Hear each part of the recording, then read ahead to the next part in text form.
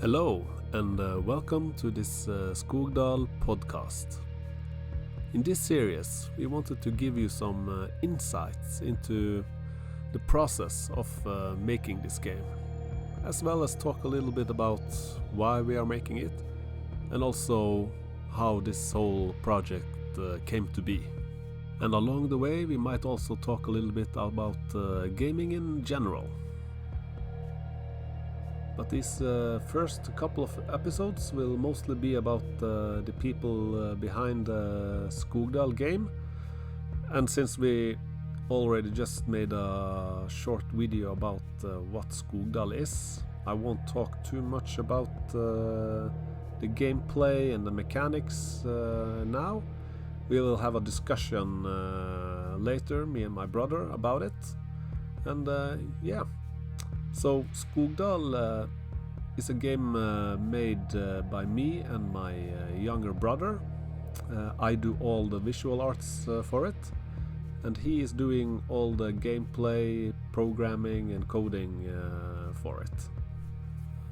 Skogdal is a deck builder card game, and one thing that is quite unique about it is that it's fully hand-drawn with pencils on paper.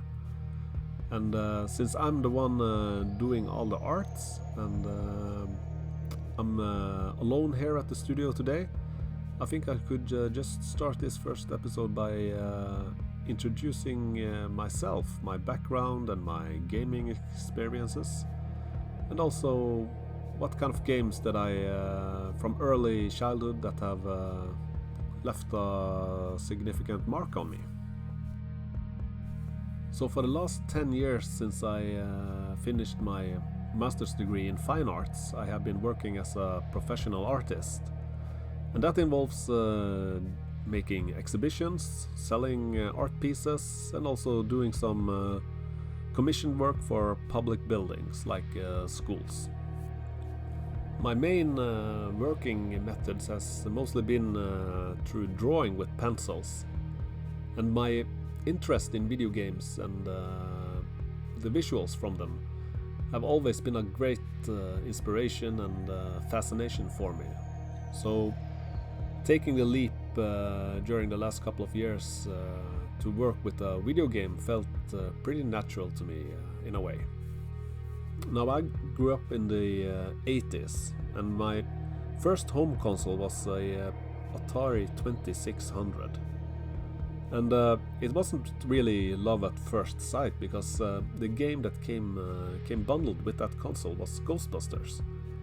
And I didn't really understand the game all that much, and it felt quite abstract, and yeah, it didn't really make much sense to me what I was supposed to do in that game. So I lost interest in it rather quickly.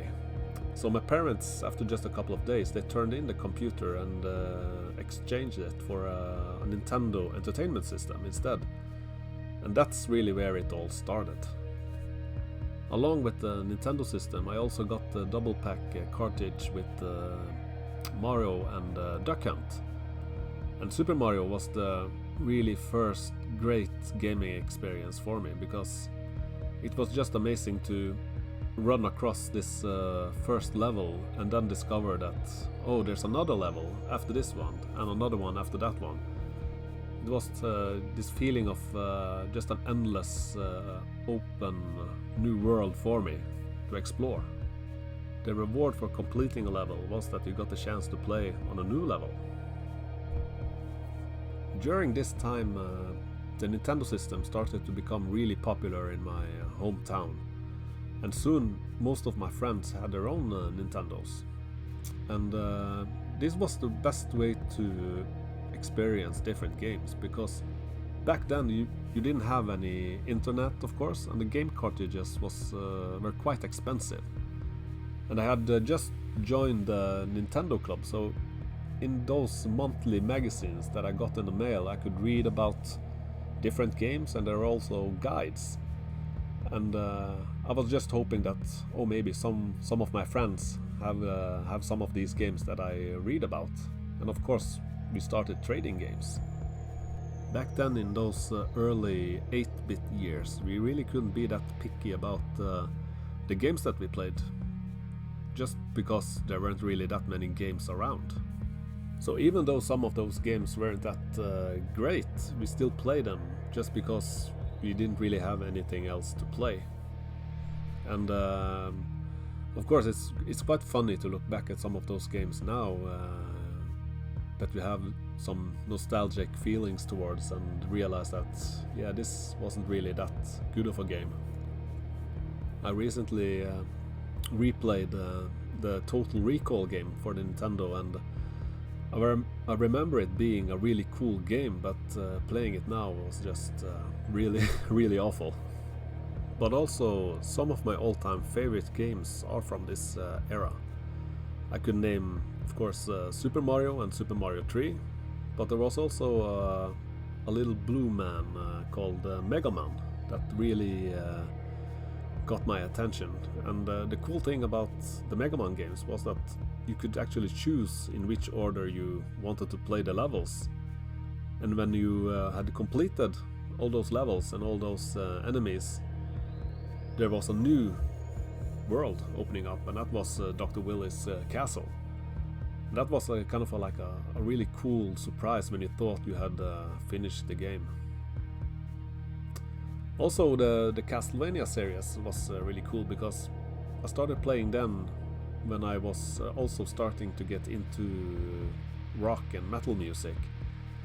And as with, of course, with the Mega Man games, the Castlevania games had a sense of rock music theme to them, even though it was this gothic vampire theme there as well.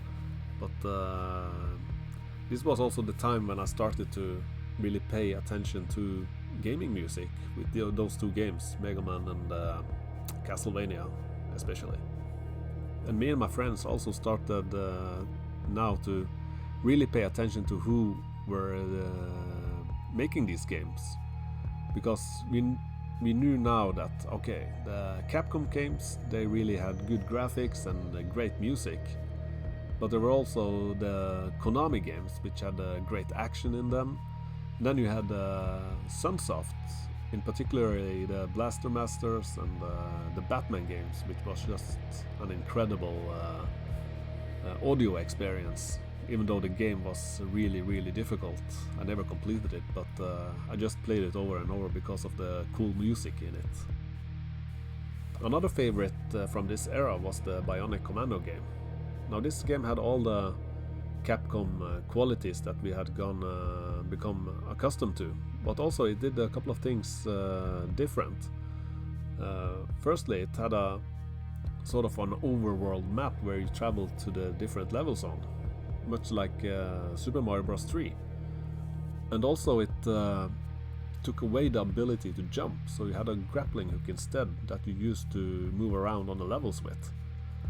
So not only did you move around horizontally, you also did a lot of moving around vertically in this game, which I found very cool.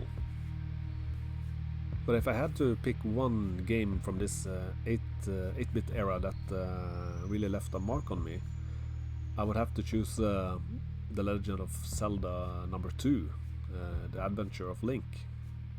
Now, this game really shaped my taste and my expectations of games all the way till today, I think, because this game really gave the sense of exploration and discovery, and also there were very little hand-holding in how you had to approach this game, so it was quite hard in the beginning to understand what I really was supposed to do in it. But after a while you started to figure out where to go and in which order you are supposed to do things, and this huge world starts opening up for you. And the fact that the game both had side-scrolling action as well as top-down adventure exploration in it was really cool, and I really hope that Nintendo will do something more with this game in the future, maybe a remake like they did with Link's Awakening, or even a sequel to this type of hybrid of two different playstyles. Now moving into the early 90s and the start of the 16-bit era with the Super Nintendo and the Mega Drive, I had also started to become interested in PC gaming, because more and more people were starting to get a home computer that was quite powerful, for that time at least. And I had started to try out games like Prince of Persia and the side-scrolling Duke Nukem and Commander Keen, as well as Wolfenstein 3D. But there was one maybe a bit obscure game that really caught my attention. That was a game called Castle Master. And much like the Zelda game, there was a sense of exploration that was the main focus of the game, as well as some puzzle solving. But the thing that really impressed me with it was the 3D exploration. Now, this was the first game that I had played that had this first-person view, and even though the frame rate was really low for this game, I remember being really impressed by just walking around in a 3D environment. And also the intro and the main menu song for this game is probably one of my all-time favorite music pieces from a video game. And if I remember correctly, I played this game with a friend of mine who had a Atari home computer system, which were quite popular during the early 90s. And these Atari machines had a lot better music and sound card than the PC had, so it all sounded a lot better than the PC games that we were used to playing. And this is another game that I really hope get brought back to life, because I really enjoyed and still enjoy this game where you explore a small world where everything is very compact and filled with content, instead of just these open wastelands and you often find in games nowadays. The final game that I want to give a mention, going back to the Nintendo 8-bit system, is Metroid. Now, this game also, like the games that I have mentioned earlier, had a focus on exploring a world. And in this game it felt a bit darker and more serious. It gave a sense of being left alone on a planet surrounded by strange aliens.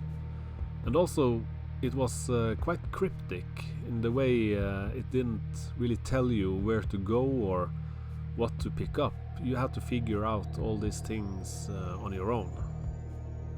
And the soundscape could be quite abstract and eerie at times, underlining this great sense of isolation and being left alone on this strange planet. Metroid was probably my first gaming experience where I really took notice of how impactful a game could be when you combine the three elements of sound, gameplay and visuals. And to this day, Metroid is still probably my favorite gaming franchise. So there are probably a lot of games that I have forgotten from this time, but these are at least the ones that first came to mind. And I think I want to end this video now, because now I have gone through this early Nintendo 8-bit era, and maybe next time I will bring my brother along and we can discuss and talk a little bit about the Skogdal game and how it is getting along, what we are doing with it, and yeah, maybe also talk a little bit about his own early gaming memories.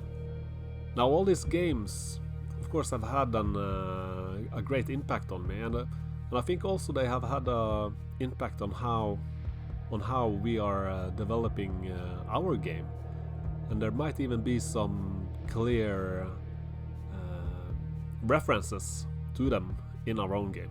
So look out for them when the game comes out. But yeah, maybe later I will pick this series up again, and I'll delve into the PlayStation and Super Nintendo and N64 games as well. And because there are a lot of games from those consoles also that really stand out as some of my all-time favorites. So yeah, until next time, see ya!